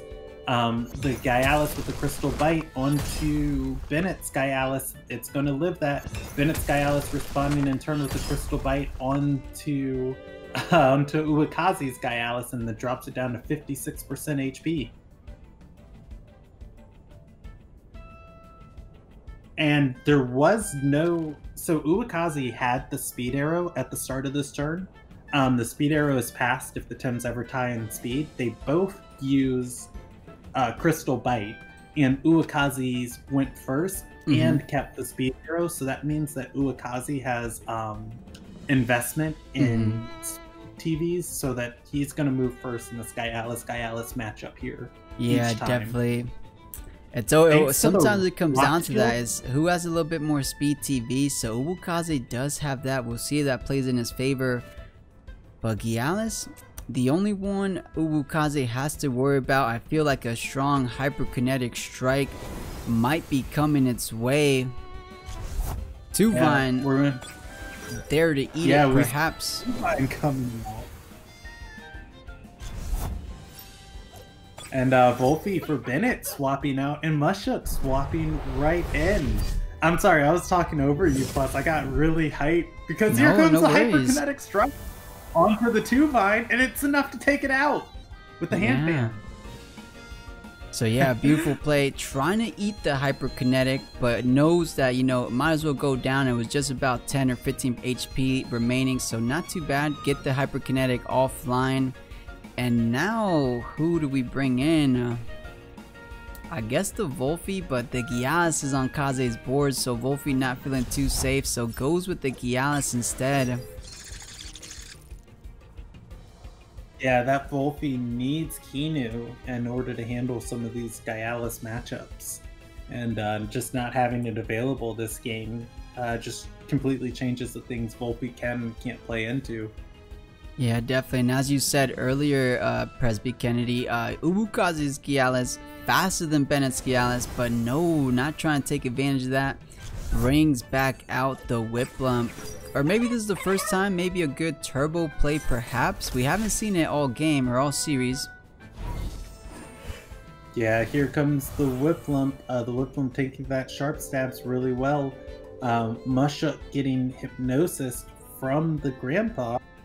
And hey, Grandpa and Hypnosis, still great. Yeah, still super great. Fast Grandpa. Some people, I know some people that run max speed Mushuk. If that was a max speed Mushuk, you actually move before max speed Grandpa, interesting enough. But of course, not going with that build there.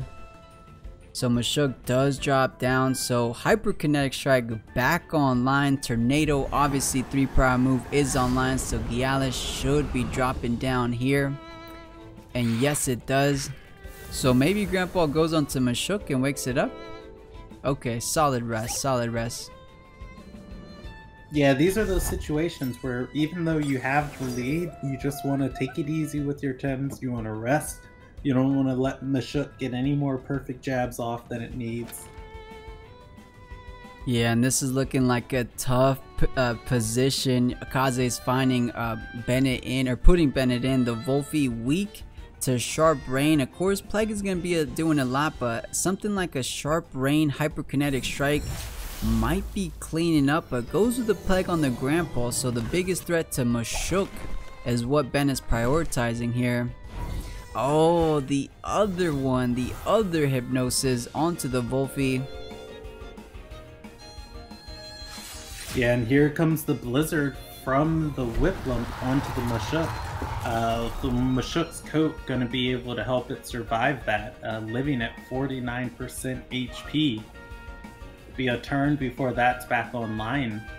With the Grandpa here, though, the Mushuk might have a little bit of wiggle room depending on if it lives this Tornado, but that's going to take it out as the Tornado hits from the Whiplump.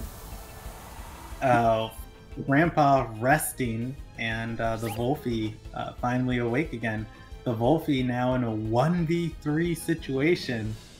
If there was any Tim that could do it, it's definitely Volfi. Yeah, but it might be no defensive buff left. Might be a bit too ambitious for even the Volfi at full stamina, so Plague goes after the Whiplump there, not trying to gun down, maybe thinking the overexertion on the Grandpa would have done it for him. But yeah, this Sharp Rain, is it 62% strong? Nope, not yet. But Tornado online the next turn. Volfi not going to be staying around much longer. Of course, we still got the Gialis in the back line, those double gashes, those hook kicks as well. I think this is going to be indeed a GG, headed in the direction of uwukaze. Yeah, and that tornado going on the Volpe, mopping it up and finishing out the third game in the set of our semifinals. Yeah, congratulations, GG. As we get into our grand finals of uwukaze versus Tikibook for the Plus Weekly Tournament number 21. Exactly right. This is it, the finals, guys. Tikibook, uwukaze, they're actually club mates, so have a bit of a rivalry on the line. Not rivalry, but internal rivalry. Tikibook doing a fantastic job with more of what we've been seeing lately, right, Kennedy? The scunches, the Volfies, the Moflanks, the mixes. That's been a bit more traditional. Kaze playing a little bit old school, but a little still a twist of new, like without any Kinu in his team, still making it work so well. Yeah, and Tikibook just taking full advantage of this one mental team, banning out the mix and then being able to go double neutral Tims on turn 1. Yeah, this is a solid, super aggressive start from Tiki. The scunch and the Moflank. I heard someone in chat say, "Oh, what? I didn't know what to do against this start. It was so much pressure coming at me. I was on the back foot the whole time." I think this is it. So let's see how much work the scunch Moflank combo is going to be doing here. Yeah, and I really like this from Tikibook, but uwukaze leading with this Nidrasil. The Nidrasil's been doing so well playing into wind types, and then on Tikibook's side, you don't even see that he has a wind type available. So that Nidrasil's going to have to be answered with the tempo that that Scunch and Moflank can provide. Yeah, and it's definitely a lot of momentum for sure. There's heavy physical damage, so even though it's not effective damage, it's still neutral damage, and it's just heavy damage. So whatever Temtem most likely gonna be gunning down the Nidrasil, it's gonna be taking big. I don't think you're gonna two-shot it, but you're gonna, if you double up with these Temtems, the next attack should bring any of these Temtems on uwukaze's side all the way down. Let's see though. So Volorin was left open, but it might be eating that second ban. But no, the Campfire is gonna be eat that second ban. Yeah, and this is interesting. uwukaze's did so much work with that Grandpa, and he's had it available to him every single game. I think that's been a real superstar of his team, the Grandpa and the Nidrasil. Tikibook opting to pick up that mix for his third pick this game. And uwukaze picking up the Volorin and the Whiplump.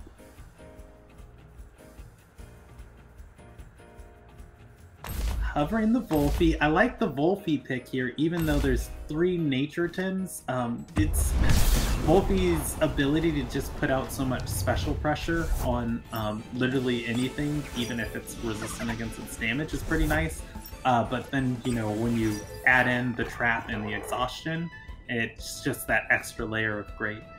But yeah. Here we go, getting into turn 1.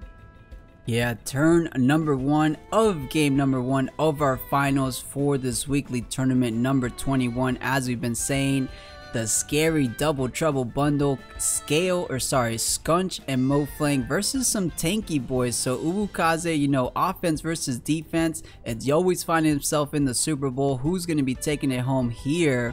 Let's see who he wants to double into. So most likely something like a P-jab into base jump seems like a decent line of play. You could just go a bit more aggressive. I think P-jab is necessary though at opening turn. We're gonna see though. Yeah, the Saku swapping out for uwukaze as Whiplump swaps in and taking that slot. Here comes the perfect jab from the Scunch onto the Nidrasil. That Brawny dealing so much damage, 15% of its HP.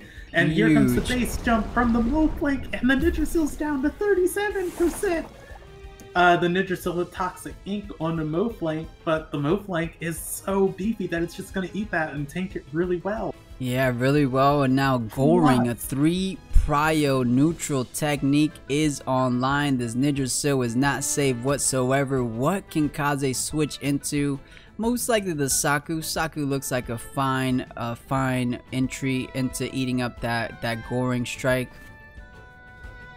Plus, what's up? The Yggdrasil's at 37%. That's less HP it's had than any time it's been against a 2-vine opener. And 2-vines, you know, a counter against Yggdrasil with Tornado and Feather Gatling. Yeah, like, that just goes to show how much damage that perfect jab base jump did. Yeah, exactly. Goes to show you the powerhouse. This is literally the ultimate defense. If you want to go pedal to the metal, a Scunch and a Mo flank is exactly how you get the job done. We just saw how much damage output, and they're just getting started. Some bigger techniques are still to come. We still got our Haido Uchis, our ninjas, our Goring. These are big boy hitting moves. None of Kaze's Temtems want to eat that, so here comes the Goring. Look at that, 50%. Yeah, the Goring going down, but here comes the Tornado from the Whiplum onto the move link. The move link dropped incredibly low, but the Savage suplex onto the Whiplum. This is so much tempo as the Whiplums dropped to 43% and exhausted.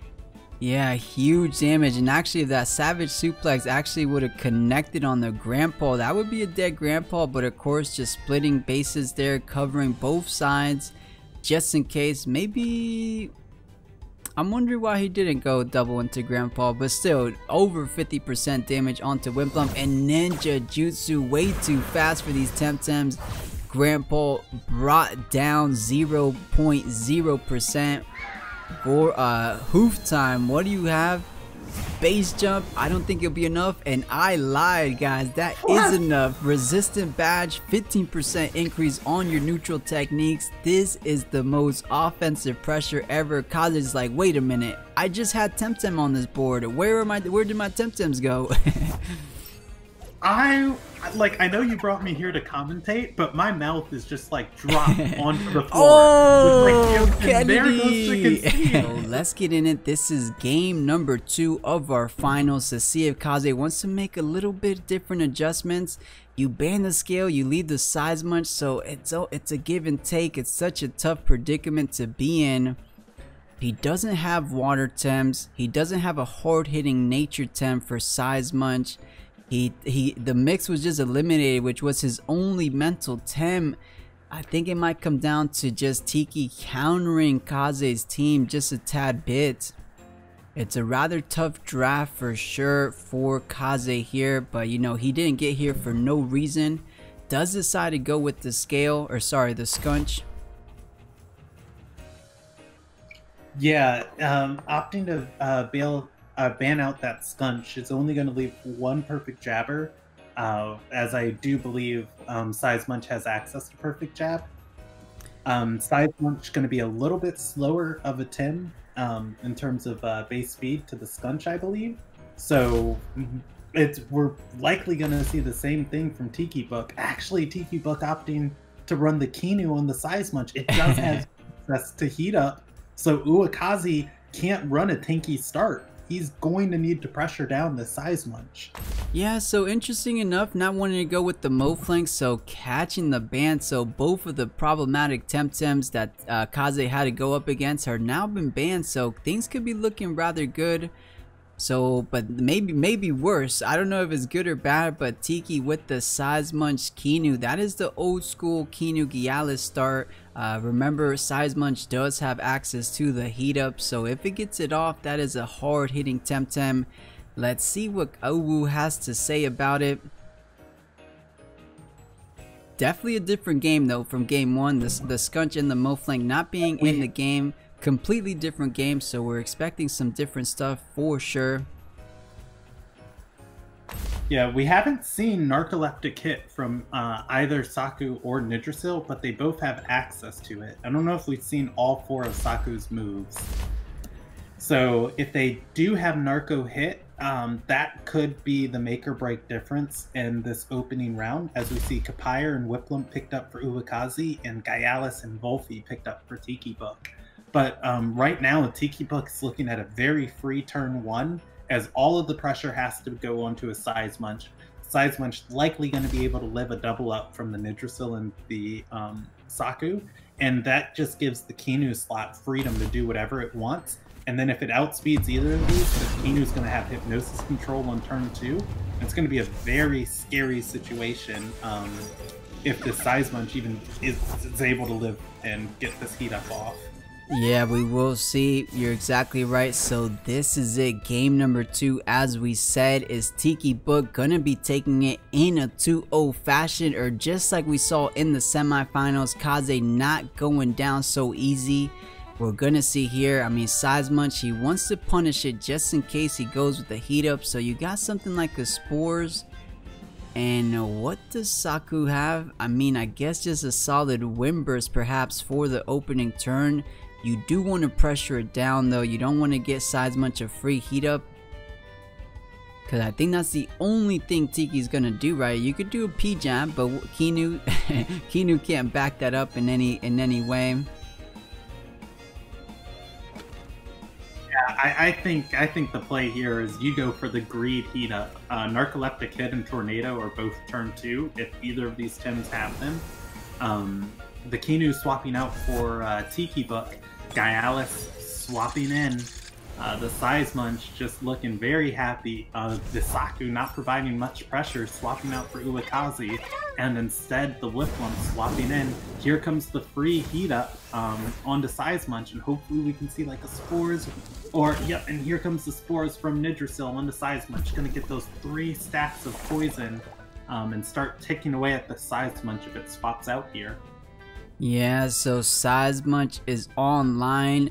A melee Temtem to his side. That does mean that Size Munch Wreck is locked and loaded to go. That's going to make it a 3 prior move, identical to the Whiplump Tornado. So depending on the speed, Size Munch is actually the fastest Temtem coming from the Kisiwa patch.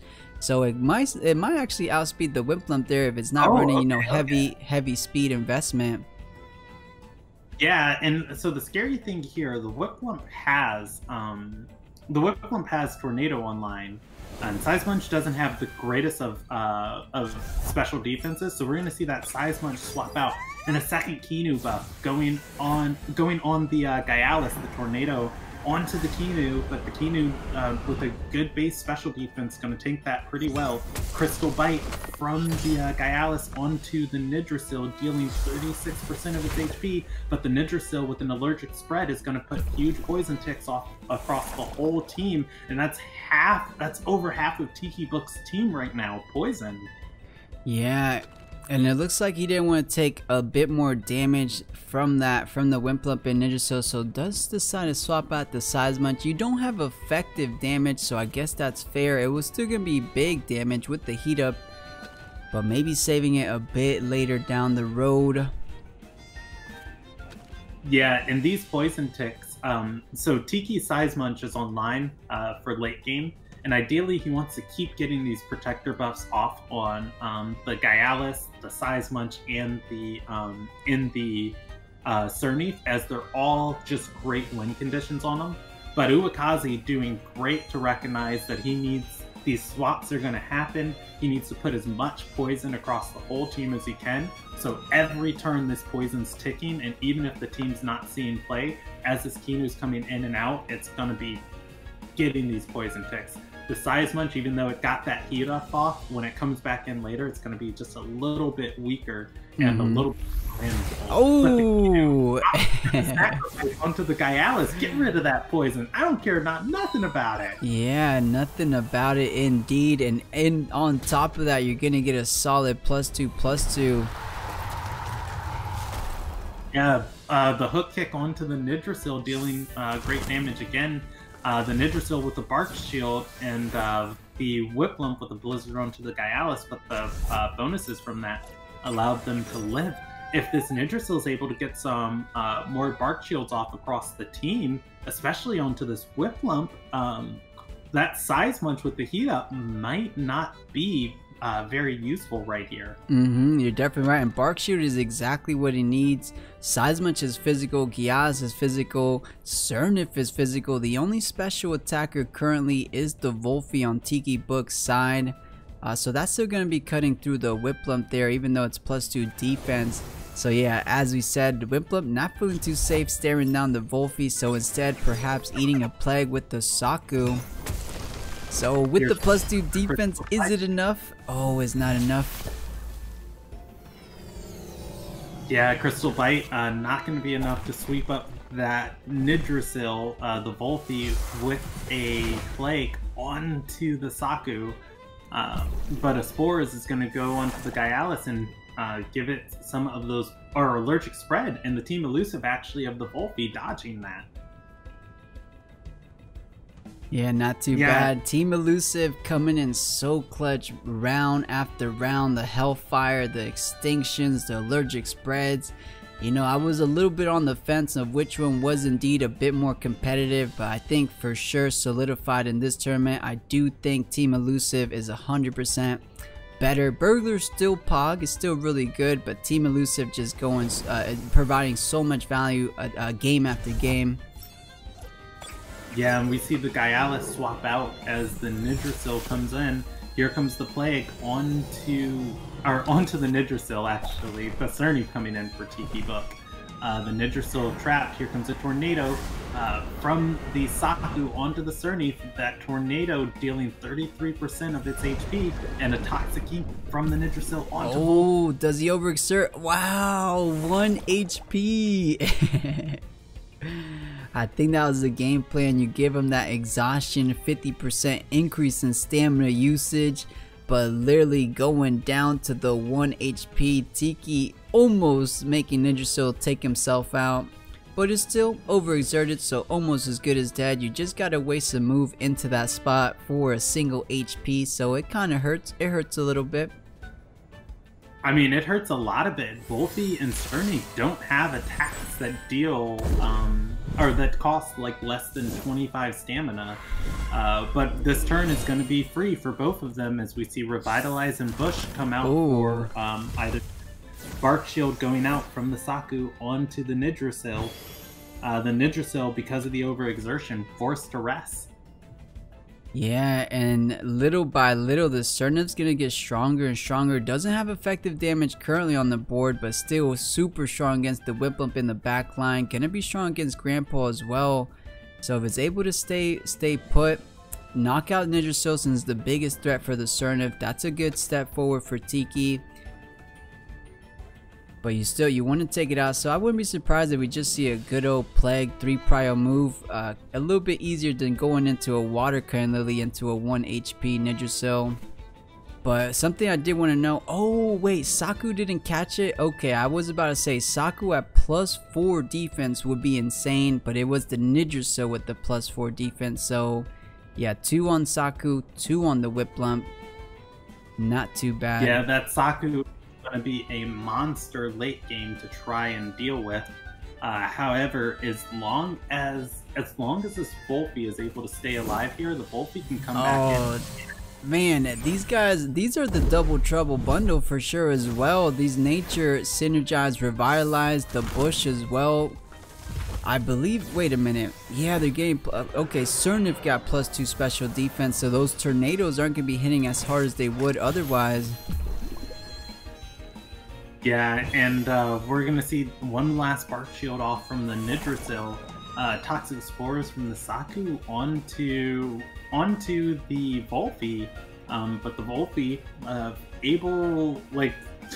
Volphy is going to just be able to keep itself healed. The Kapire is the last threat that uwukaze has to try and pull this game back with, and I think that's why he's just leaving out this Volphy here, just saying, hey, bring out the Kapire, come on. Alright, so Grandpa hitting the board, and that Sweatband making Tylo, aka the Cerniv on Tikibook's side, just that much more stamina healthy. These new level 58s always surprise me with how much stamina they have. And Cerniv is one of those that taking full advantage, so Water Current Lily is going to be thrown out. How much does it do? Nearly 50%. Those settling buffs are adding up. Yeah, and here comes the Wind Burst from the Grandpa onto the Volphy. The Volphy responding with the Plague. onto the Grandpa. The Grandpa is now trapped and handcuffs are down. A tornado from the Saku onto the Volphy does a lot of damage, and that Volphy now is stuck. It's got to heal this turn. It's got to overexert this turn, and it's got to live from poison this turn if it wants to be able to challenge that Kapire later. Yeah, so it does have things like Bush. If it does not get a tick of regen, it will be going down for the poison. I actually don't actually wait, with the Bush, evasion, and life regen, the poison actually gets knocked off, so that could be a solid. But as you said, Kennedy, he will have to overexert to do so. Yeah, at this point, I feel like it's completely worth it because the Saku has Bark Shield, which it's probably going to from uwukaze.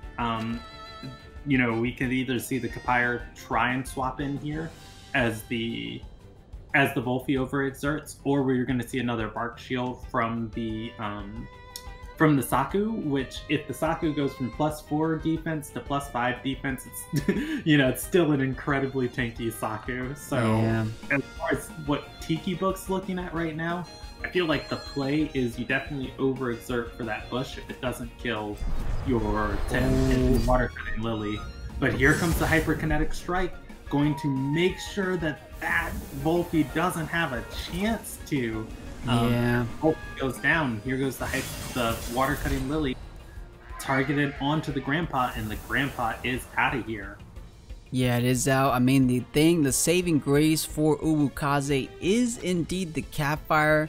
Tikibook does have general answers. The Size Munch is pretty good against the Catfire there. So he does bring it out, anticipating the Catfire. Is he right? Popo. No, Popo is gonna be the Whip Lump. So Size Munch not feeling too safe. Those water techniques do get the better of Size Munch, even though it's +1 special defense. Might not be a whole lot because he's a bit of a glass cannon. Of course, though, Tyler the Surnif been stacking up. Water Cutting Lily being 3 prio. It might actually one-shot 100 to 0, 100 to 0. Are we gonna see it right here, right now? It's gonna be insane if it happens. Okay, Sharp Brain going first, so maybe just resting. I don't think he went with the Water Cutting Lily. Yeah, and here goes the Toxic Spores onto the Gyalis. It's going to be enough to take it out. The Sharp Brain is off, but there is still a Tornado on deck and available for the Whip Lump here. Yeah, so it does depend who's a bit speedier, the Whip Lump or the Surnif, because one of them is going to get the better of each other.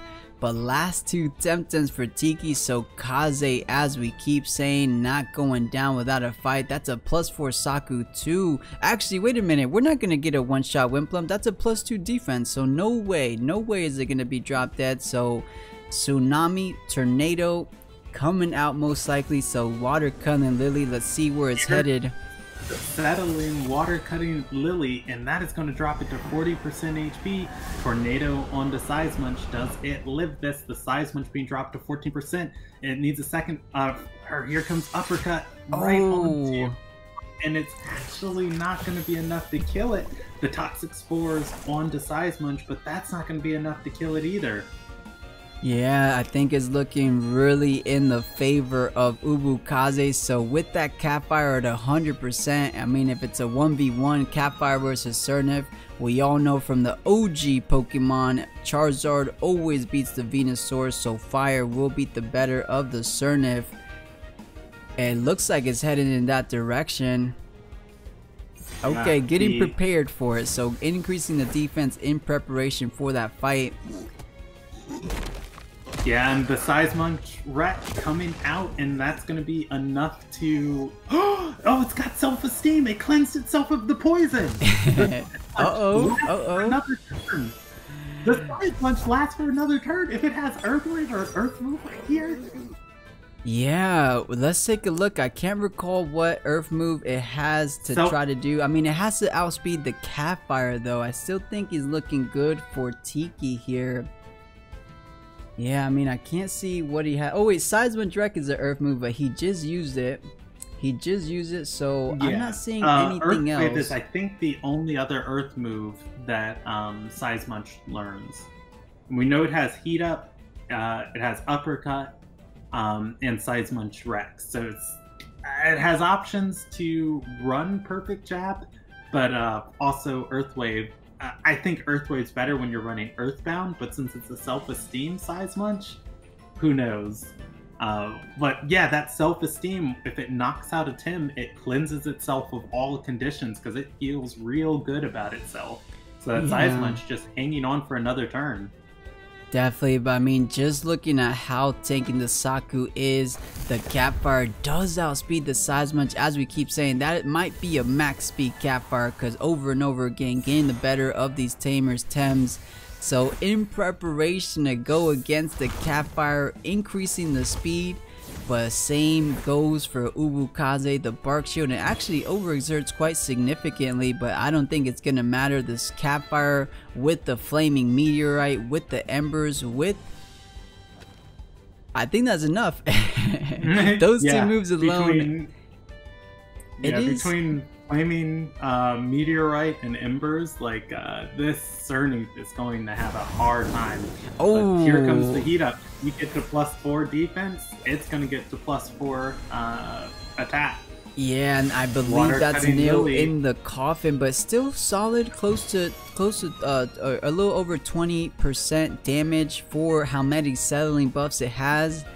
Do we do the greedy play here and double Heat Up? Or is that a bit too much? You know, a double Heat Up Flaming Meteorite, that's the only way to do it, Uwu. That's the only way to do it. Please. There we go. Okay. Oh, we're about to get it, guys. Finish the game out. Prepare your smazy-gasms. This is about to pop off, guys. Flaming Meteorite at a +4 Catfire. +4 Catfire. This is about to be insane. Of course, it is Cerny, a +3 defense. Cerny does have access to Bush. Here, we did see it use it earlier, so want to be really choice about when you throw down the Flaming Meteorite, as it is a 3-turn hold. Bark Shield coming out from Saku onto the Catfire, going to give it the defense up, and the Saku is already maximum defense. Reading that Bush, Uwukaze rest, and now it's a free 99 Flaming Meteorite. Yeah, huge. Is it enough? A +4, 200%. Oh, so close. But actually, super impressive damage. That's a +3 defense, so insane damage coming from that Flaming Meteorite. Yeah, and Tikibook just running away with these Shy Shields. Yeah, and that. And game number 2 goes to Uwukaze. We're looking at a game 3 situation here. So the Embers cleans it up, but as we keep alluding, you can't count out Uwukaze. He got here for a reason. And on Tikibook's side, the ban went onto the Scunch as Tiki decides to lead with the Size Munch, and Uwukaze has picked up Nidrastill Mix for this game 3 situation. Yeah, so Kaze liked the game he had without the Scunch, so goes for what he liked again. And Tiki not picking up Moflank, of course, so maybe giving up the Moflank again. Those bans kind of ended up working in the favor of Kaze, but perhaps looking at Wolfie as well. Yeah, getting that Saku ban, though, it's going to be pretty huge, as Uwukaze's been really depending on that Saku to be just like the late game weight of his team. Yeah, you're definitely right. And the Catfire that ended up winning Kaze the game also banned, so two of the big difference maker, as well as the Cernif. So big, guys. We got a different game from game number 1, game number 2, totally different game. These guys are making the necessary adjustments. I love to see that. But yeah, Saku did enable a lot with those Bark Shields, even itself at +4 defense. It was quite the monster. So definitely a different set of games here, or set of game. Yeah, I'd like to see Tikibook do some more things with the Kinu, like the turn 2 sacrifice, or rather it's second turn of being on the board and being sacrificed. was interesting to see as far as like a hype play, but you know, that's you want to get more protector buffs off on it when you have like a team of like Cerny, Gyalis, and Size Munch there. Just like the more beefy you can make those, like the better off you're gonna be, just in like the long haul.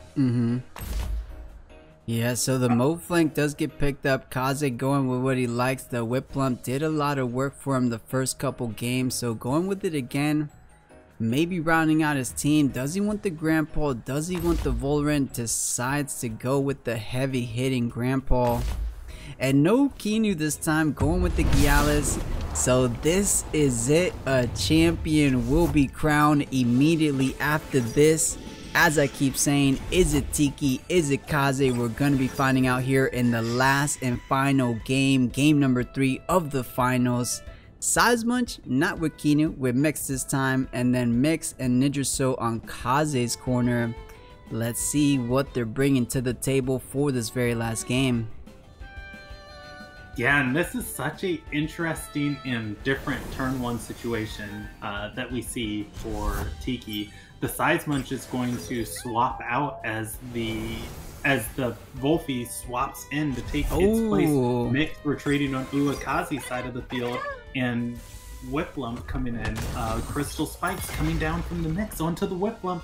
That's going to deal just over 25% of its HP, but a Spores from the Nidrasil onto the Wolfie is going to just trigger that Tri-Apothecary, and the poison damage starts ticking.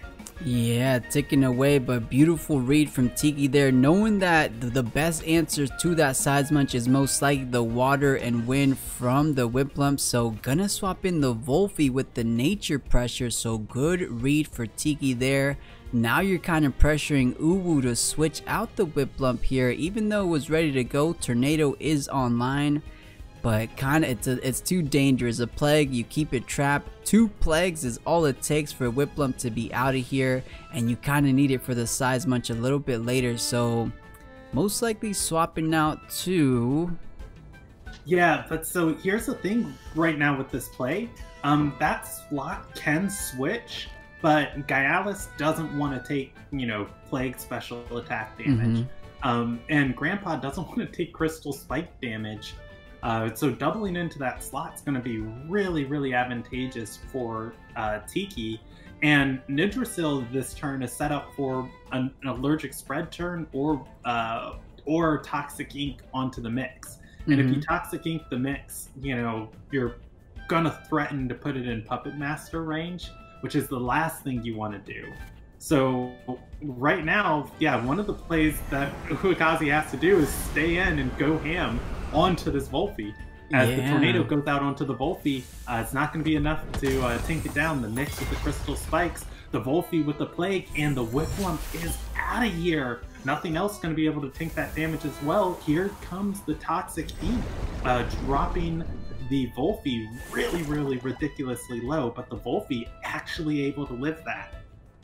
Yeah, so good, solid play. Realizing I could switch out, but it's a little bit of a lose-lose situation, so might as well go down with the fight.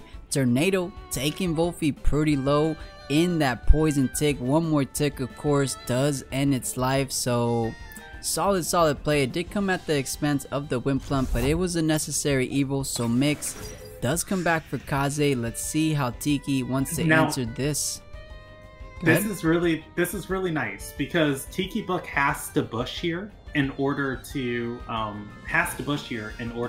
survive that poison tick, and so the only thing that can outspeed that bush is he has to bring in the Mix here, and the Mix with the energy manipulation onto Tikibook's Wolfie is gonna prevent that bush.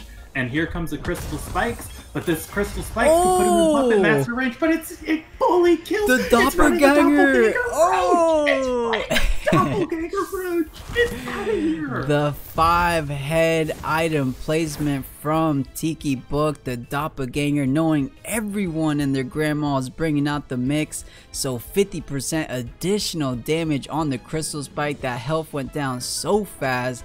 Not even uwukaze was expecting that. I think everyone wasn't expecting that one. Insane stuff. The doppelganger showing once again the true value. If you know what people are running, you could utilize it to its full potential.